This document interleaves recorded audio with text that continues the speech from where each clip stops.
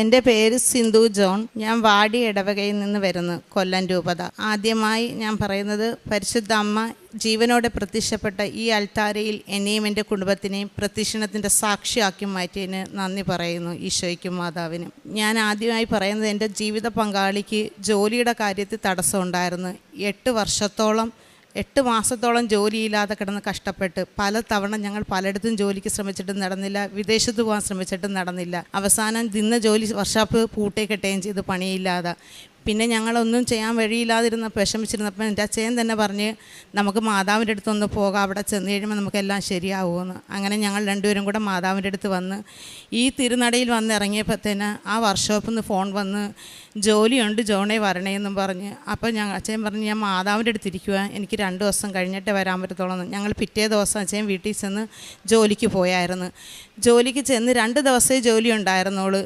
തിരിച്ച് പറഞ്ഞ്, ഇനി പണിയില്ല, ഉള്ളപ്പോൾ വിളിക്കാമെന്ന് പറഞ്ഞ്. അപ്പോൾ ഇതുപോലെയായിരുന്നു പലതവണയും പറഞ്ഞിട്ട് പൂട്ടിയിട്ടിരുന്നത്.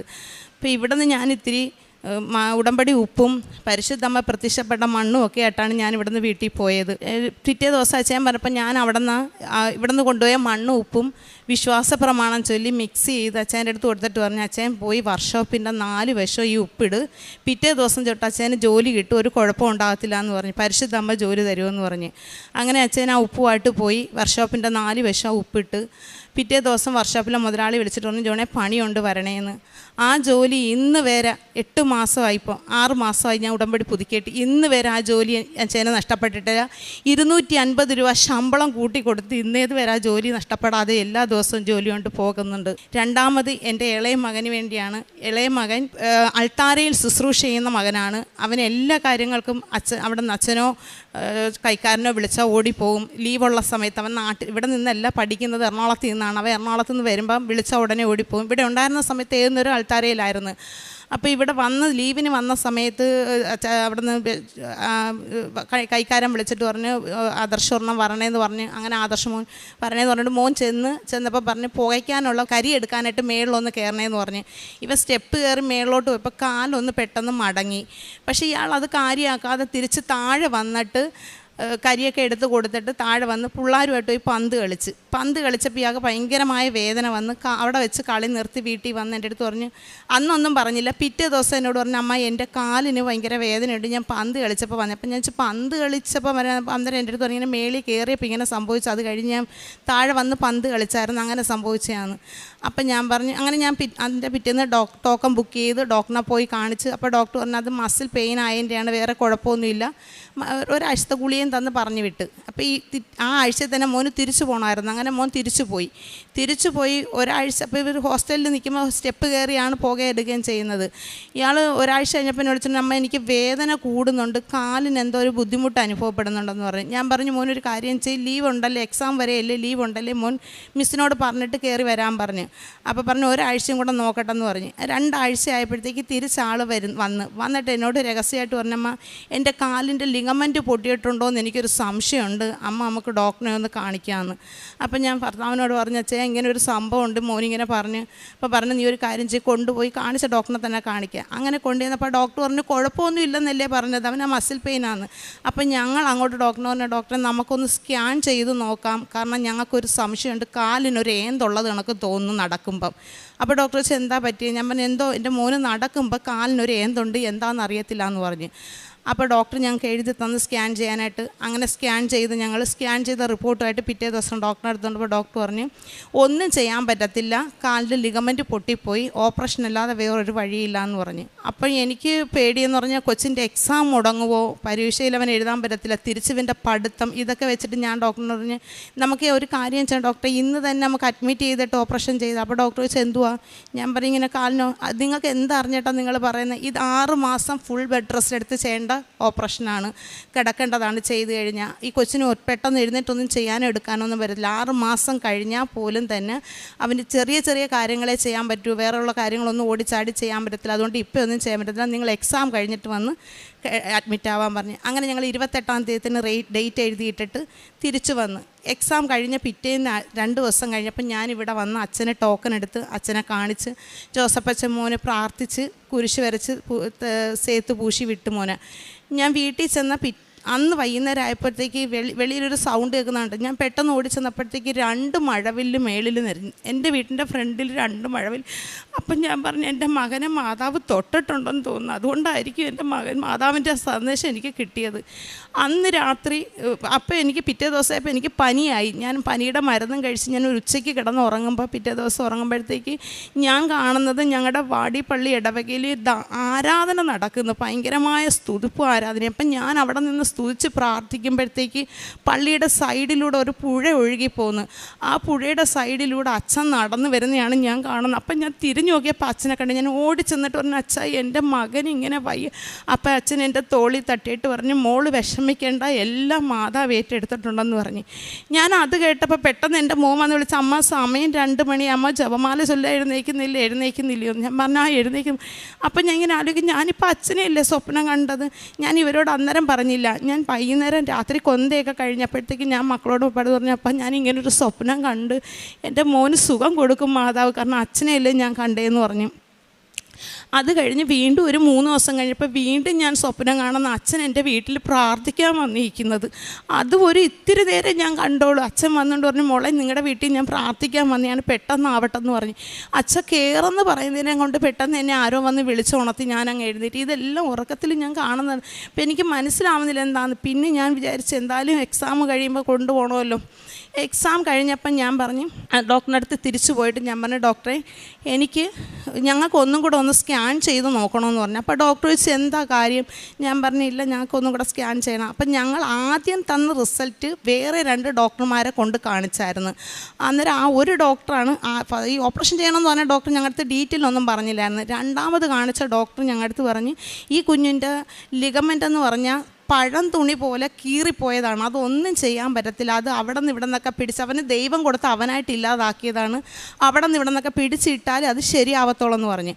അപ്പോഴും ഞാൻ പറഞ്ഞ് ഞങ്ങൾക്ക് എന്ത് ചെയ്യണമെന്നറിയത്തില്ല. പിന്നെയും എൻ്റെ മൂത്തവൻ പറഞ്ഞ്, അമ്മ ഒരു കാര്യം ചെയ്ത് 2 ഡോക്ടർമാരല്ലേ പറഞ്ഞ്, ഒരു ഡോക്ടറിനെയും കൂടെ കാണിച്ച് നോക്കാൻ പറഞ്ഞ്. ഞാൻ വീണ്ടും അടുത്തൊരു ഡോക്ടറിൻ്റെ അടുത്തും ഈ റിസൾട്ട് ഞാനും മോനും അച്ഛനും കൂടെ പോയി.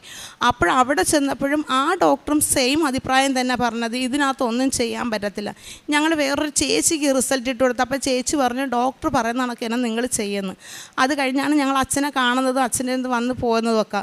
പിന്നീട് ഞാൻ രണ്ടാമത്തെ സ്കാനിങ് ഡോക്ടറിൽ നിന്ന് എഴുതി മേടിച്ച് സ്കാൻ ചെയ്ത് സ്കാനിങ്ങിൻ്റെ റിപ്പോർട്ട് അന്ന് കിട്ടത്തില്ല, പിറ്റേ ദിവസം കിട്ടത്തോളം എന്ന് പറഞ്ഞു. പക്ഷേ എന്തോ മാതാവായിട്ട് ഞങ്ങളുടെ വിഷമവും ഞങ്ങളുടെ വെപ്രാളവും കണ്ടിട്ടായിരിക്കും അന്ന് തന്നെ 3:30 ആയപ്പോൾ ഞങ്ങൾക്ക് റിസൾട്ട് തന്ന്. മോൻ റിസൾട്ട് വെച്ചിട്ട് നമ്മൾ ഇതിനകത്ത് അങ്ങനെ പറയത്തൊക്കെ കുഴപ്പമൊന്നും കാണും. ഞാൻ പറഞ്ഞു, നീ പറഞ്ഞില്ലേ, എന്നാലും നമുക്ക് ഡോക്ടറിനെ കാണിക്കാം. അങ്ങനെ ഞങ്ങൾ ആദ്യം കാണിച്ച ഡോക്ടറിനെ തന്നെ കൊണ്ടുപോയി റിസൾട്ട് കാണിച്ചപ്പോൾ ഡോക്ടർ ചോദിച്ചു, നിങ്ങൾ എന്തോ ചെയ്തെന്ന് ചോദിച്ചു. ഞാൻ പറഞ്ഞു, ഞങ്ങൾ പ്രാർത്ഥിച്ച് മാതാവിനോട്, വേറൊന്നും ഞങ്ങൾ ചെയ്തില്ല എന്ന് പറഞ്ഞു. അപ്പോൾ ഡോക്ടർ ഒന്ന് ചിരിച്ച് എന്നെ നോക്കി, ചിരിച്ചിട്ട് പറഞ്ഞു, മോൻ നടന്ന് നോക്കട്ട്, അവൻ എന്തെങ്കിലും കുഴപ്പമുണ്ടെങ്കിൽ മാത്രം അവനെ ഓപ്പറേഷത്തിന് ചെയ്താൽ മതിയെന്ന് പറഞ്ഞു. അപ്പോൾ എൻ്റെ കണ്ണ് നിറഞ്ഞിട്ട് ഞാൻ പറഞ്ഞു, എൻ്റെ അമ്മ എൻ്റെ പ്രാർത്ഥന കേട്ടില്ലേ മാതാവേ, ഞാൻ ഇത്രയും വിചാരിച്ചോളൂ എൻ്റെ അമ്മയെടുത്ത്. അമ്മ എനിക്ക് വചനത്തിൽ തന്നതെന്ന് പറഞ്ഞാൽ രക്ഷിക്കാനാവാത്ത കര ഒരിക്കലും കുറുകിപ്പോയിട്ടില്ലെന്നാണ്. പക്ഷേ അമ്മ പറഞ്ഞത് എന്നോട്, നീ സങ്കടപ്പെടണ്ടെന്നാണ് എപ്പോഴും എന്നോട് പറയും. ഞാൻ അമ്മയെ, എൻ്റെ മകന് സുഖം തന്നില്ലെങ്കിൽ എല്ലാവരും പറയത്തില്ല അമ്മയോട് പ്രാർത്ഥിച്ചിട്ട് കിട്ടിയില്ല എന്ന്. കാരണം എൻ്റെ വീട്ടിൽ തന്നെ മക്കളും പപ്പായും പറയുമായിരുന്നു, നമ്മൾ ദൈവം പാതി നാം പാതി എന്നാണ്. പക്ഷെ അപ്പോഴും ഞാൻ പറയുമായിരുന്നു, മാതാവ് തരും, എനിക്ക് വിശ്വാസമുണ്ട്, കാരണം ഞാൻ എടുക്കുമ്പോൾ കിട്ടുന്ന വചനങ്ങളെല്ലാം നല്ലതാണ്, അതുകൊണ്ട് എനിക്ക് പരിശുദ്ധ അമ്മ എൻ്റെ മകന് തരുമെന്നാണ് ഞാൻ പറഞ്ഞത്. അത് കഴിഞ്ഞ് എനിക്ക് നടുവേദന വന്ന് ഞാൻ ഡോക്ടറിനെ കൊണ്ട് കാണിച്ചപ്പോഴത്തേക്ക് ഡോക്ടർ പറഞ്ഞു, ഡിസ്ക് ബൾജായി നിൽക്കുകയാണ്, ഫുൾ ബെഡ് റെസ്റ്റ് എടുത്ത് മരുന്ന് ചെയ്താൽ സുഖമാകത്തുള്ളൂ, അത് എപ്പോൾ സുഖമാവുമെന്നൊന്നും പറയാൻ പറ്റത്തില്ല, എത്ര നാളെടുക്കുമെന്നും പറയാൻ പറ്റത്തില്ല എന്ന് പറഞ്ഞു. ആയുർവേദത്തിലാണ് ഞാൻ കാണിച്ചത്. അപ്പോൾ എനിക്ക് എൻ്റെ ട്രീറ്റ്മെൻറ്റ് ചെയ്യുമ്പോൾ ചെയ്യാനായിട്ട് പുറത്ത് പോകാനും എടുക്കാനൊക്കെ ബുദ്ധിമുട്ടുണ്ട്. അപ്പോൾ അച്ഛനാണ് എനിക്ക് ഓരോ കാര്യങ്ങളും ചെയ്തു തരുന്നത്. ഒരു 3 ദിവസം ചെയ്തപ്പോൾ തന്നെ ഞാൻ പറഞ്ഞു, ഇനി ഞാനിതിൻ്റെ ആവശ്യമുണ്ടോ, ഞാൻ പരിശുദ്ധ അമ്മയുടെ ഉടമ്പടിയിലല്ലേ, അമ്മയുടെ ഉടമ്പടി തൈലമുള്ളടുത്ത് ഞാൻ എന്തിനു ഈ മരുന്ന് തേക്കുന്നത്, ഞാൻ അത് മാറ്റിയിട്ട് എല്ലാ ദിവസവും 2 നേരവും മാതാവിൻ്റെ ഉടമ്പടി തൈലം എടുത്ത് വിശ്വാസ പ്രമാണം ചൊല്ലി പ്രാർത്ഥിക്കാൻ തുടങ്ങി. അതുവരെ എനിക്ക് പള്ളിയിൽ പോയി ഇരുന്ന് കുർബാന കാണാൻ പറ്റത്തില്ല, നിൽക്കാൻ പറ്റത്തില്ല, മുട്ടുകുത്താൻ പറ്റത്തില്ല, പരിശുദ്ധ കുർബാന എടുത്തിട്ട് മുട്ടുകുത്താൻ പറ്റത്തില്ല, ആരാധന സമയം മുട്ടുകുത്താൻ പറ്റത്തില്ല. എനിക്ക് ഒന്നും ചെയ്യാൻ പറ്റാത്ത വേദനയായിരുന്നു അത്രയും. പക്ഷേ ഈ ഒരു 3-4 ദിവസം കഴിഞ്ഞപ്പോഴത്തേന് എനിക്ക് വേദന പതിയെ കുറഞ്ഞു വന്നു. ഇന്ന് എനിക്ക് ആ നടുവേദന എൻ്റെ ശരീരത്തിൽ എങ്ങനെ മാറിപ്പോയെന്ന് എനിക്കറിയത്തില്ല. പിന്നീട് എൻ്റെ മൂത്ത മകന് ഡിപ്ലോമ കോഴ്സ് പഠിച്ചുകൊണ്ടിരുന്ന സമയത്ത് അവൻ്റെ അവസാനത്തെ എക്സാം വന്നപ്പോൾ അവൻ പറഞ്ഞു, അമ്മ എനിക്ക് ഭയമുണ്ട്, ജയിക്കുമോ ഇല്ലയോ എന്നറിയത്തില്ല, എന്നാലും എന്തോ എനിക്കൊരു പേടിയുണ്ട്, അമ്മ എന്നാലും ഞാൻ ജയിക്കാൻ ശ്രമിക്കുമെന്ന് പറഞ്ഞു. അപ്പം ഞാൻ പറഞ്ഞു, മോൻ വിഷമിക്കേണ്ട. അവന് പോകാൻ നേരമായപ്പോൾ ഞാൻ വിശ്വാസ പ്രമാണം ചൊല്ലി മാതാവിൻ്റെ എണ്ണ തലയിൽ പൂശി കൊടുക്കുകയും ഉപ്പ് വിശ്വാസ പ്രമാണം ചൊല്ലി അവൻ്റെ പേനയുടെ ക്യാപ്പിൽ വെച്ച് കൊടുത്തിട്ട് പറഞ്ഞു, മോൻ ഈ ഉപ്പെടുത്ത് ഇരിക്കുന്നതിന് മുമ്പ് വിശ്വാസ പ്രമാണം ചൊല്ലി അതിൻ്റെ 4 വശം ഇട്ടിട്ട് എഴുതണം. പരിശുദ്ധമ്മ പ്രത്യക്ഷപ്പെട്ട 7 എന്നുള്ളതിൻ്റെ 75% മാർക്കോടുകൂടി മോൻ പാസ്സാകുമെന്ന് പറഞ്ഞു. പക്ഷേ അവൻ്റെ റിസൾട്ട് വന്നപ്പോൾ അവ 85% മാർക്കോടുകൂടി പാസ്സായി. പരിശുദ്ധ അമ്മ എൻ്റെ കുടുംബത്തിനും എനിക്ക് തന്ന ഈ എല്ലാ അനുഗ്രഹങ്ങൾക്കും ഈശോയ്ക്കും മാതാവിനും കോടാനക്കോടി നന്ദി പറയുന്നു ഞാൻ. പിന്നെ കാരുണ്യ പ്രവർത്തനം എന്ന് പറഞ്ഞു കഴിഞ്ഞാൽ എന്നെ കൊണ്ടാവുന്ന കണക്ക് പറ്റുന്ന രീതിയിൽ ഞാൻ എല്ലാ രോഗികളെയും പോയി കാണുകയും അവർക്ക് വേണ്ടുന്ന സാമ്പത്തിക സഹായങ്ങൾ ചെയ്യുകയും ചെയ്യും. പൊതിച്ചോറ് ഞങ്ങൾ മൂത്താൾ വീട്ടിലല്ല, അവൻ തിരുവനന്തപുരത്ത് നിന്നാണ് പഠിച്ചുകൊണ്ടിരുന്നത്. ഇളയാളുള്ള സമയത്ത് ഇളയാളും പപ്പായും കൂടെ എന്നെ സഹായിക്കും, എല്ലാം വയ്ക്കാനും വിളമ്പാനും പൊതിഞ്ഞ് കെട്ടാനും. എന്നിട്ട് ഞങ്ങൾ സർക്കാർ ഹോസ്പിറ്റലിൽ കിടക്കുന്ന രോഗികളുടെ കയ്യിൽ കൊണ്ടു കൊടുക്കുകയും അവർക്ക് പൈസയും കൊടുത്ത് അവരുടെ വിശേഷങ്ങളൊക്കെ തിരക്കുകയും ചെയ്യും. അത് കഴിഞ്ഞ് പിന്നെ വന്നിട്ട് നമ്മുടെ അടുത്തുള്ള രോഗികൾ 1-2 പേരുണ്ട്, അവരെയൊക്കെ പോയി കാണും. പിന്നെ അറിയാം എവിടെയൊക്കെ രോഗികളുണ്ട് അവിടെയൊക്കെ നമ്മളെ പറ്റുന്നിടത്ത് പോകും. പിന്നെ അനാഥാലയങ്ങളിൽ പോവും, അവിടെയും നമ്മൾ പോയി നമ്മളെ കൊണ്ടാവുന്ന രീതിയിൽ ചെയ്യും, അവർക്ക് വേണ്ടി ഓരോ സഹായങ്ങൾ ചെയ്യും.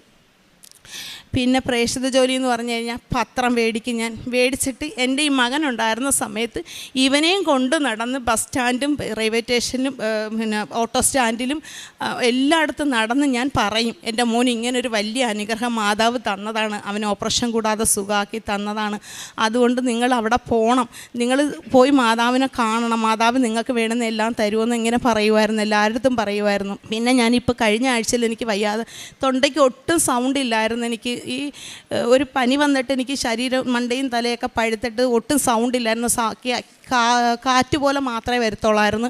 അപ്പം ഞാനത് ഹോസ്പിറ്റലിൽ ഡോക്ടറിനെ കാണാൻ പോയി. വേറൊരു ചേച്ചി ഇരുന്നിട്ട് നമ്മുടെ ജാതിയല്ല, ഒരു ചേച്ചി എൻ്റെ അടുത്ത് ചോദിച്ച്, എന്താ മോളെ ഈ കാണുമ്പോൾ നല്ല രസമുണ്ടല്ലേ കയ്യിലിരിക്കുന്നതെന്ന്. ഞാൻ പറഞ്ഞു, അപ്പം എൻ്റെ അടുത്ത് വെച്ച് കൊന്തയാണോ എന്ന് ചോദിച്ചു. ഞാൻ ജവമാല ചൊല്ലിക്കൊണ്ടിരിക്കാൻ. ഞാൻ പറഞ്ഞു ആന്ന് ജവമാലയാണെന്ന് പറഞ്ഞു. അപ്പം എൻ്റെ അടുത്ത് വെച്ച് എങ്ങനെയാണെന്ന് ഞാൻ അത് മൊത്തം ഇരുന്ന് ചൊല്ലുന്ന രീതി, സൗണ്ട് ഇല്ല എനിക്കെങ്കിലും ഞാൻ എൻ്റെ സ്ട്രെയിൻ എടുത്ത് എന്നെ പറ്റുന്ന രീതിയിൽ ആ ചേച്ചിക്ക് പറഞ്ഞ് മനസ്സിലാക്കി കൊടുത്തു. അപ്പം ആ ചേച്ചി പറഞ്ഞപ്പോൾ ഇങ്ങനെയാണില്ലേ നിങ്ങൾ ജവമാല ചൊല്ലുന്ന. ഞാൻ പറഞ്ഞു ആന്ന്, അത് അറിയാഞ്ഞൂടാത്തവർക്ക്. അപ്പം ഞാൻ ചോദിച്ചു മാതാവിൻ്റെ അടുത്ത് പോയിട്ടുണ്ടോ കൃപാസനത്തിൽ?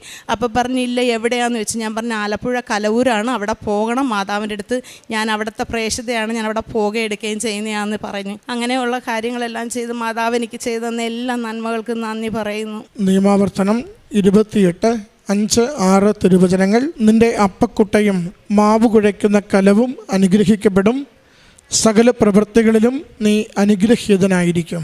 സിന്ധു ജോൺ എന്ന ഈ സഹോദരി കുടുംബത്തോടൊപ്പം ചേർന്ന കൃപാസന മാതാവിലൂടെ കുടുംബത്തിൽ ഓരോരുത്തർക്ക് ലഭിച്ച ദൈവാനുഗ്രഹങ്ങളെ സന്തോഷത്തോടും നന്ദിയോടും സാക്ഷ്യപ്പെടുത്തുകയാണ്. സഹോദരി ആദ്യം സൂചിപ്പിച്ചത് ജീവിത പങ്കാളിക്ക് വരുമാനമില്ലാതായ സാഹചര്യമാണ്. വർക്ക്ഷോപ്പ് ജോലിയൊന്നുമില്ലാതെ ക്ലേശിച്ച നാളുകളിൽ ഏറെ നാളത് ബുദ്ധിമുട്ട് അനുഭവിച്ച് മുന്നോട്ട് പോകുവാൻ യാതൊരു വഴിയും തെളിയാതെ നിൽക്കുമ്പോഴാണ് ഉടമ്പടി ഉപ്പ് കൊണ്ടുപോയി കൊടുക്കുകയും അത് ആ വർക്ക്ഷോപ്പിൽ വിതറി അമ്മ മാതാവിൽ ശരണപ്പെടുത്തി സമർപ്പിച്ചുകൊണ്ട് വിശ്വാസ പ്രമാണം ചൊല്ലി പ്രാർത്ഥിക്കുവാൻ കൈമാറുന്നത്. സഹോദരി പറയുന്നുണ്ട്, ഉപ്പിട്ട് പ്രാർത്ഥിച്ച് അടുത്ത ദിവസം തന്നെ വർക്ക്ഷോപ്പിൻ്റെ ഓണർ സഹോദരനെ വിളിക്കുകയും പിന്നീട് ഇന്ന് വരെയും ഒരു ദിനം പോലും പണിയില്ലാതെ ഇരിക്കേണ്ടി വന്നിട്ടില്ല.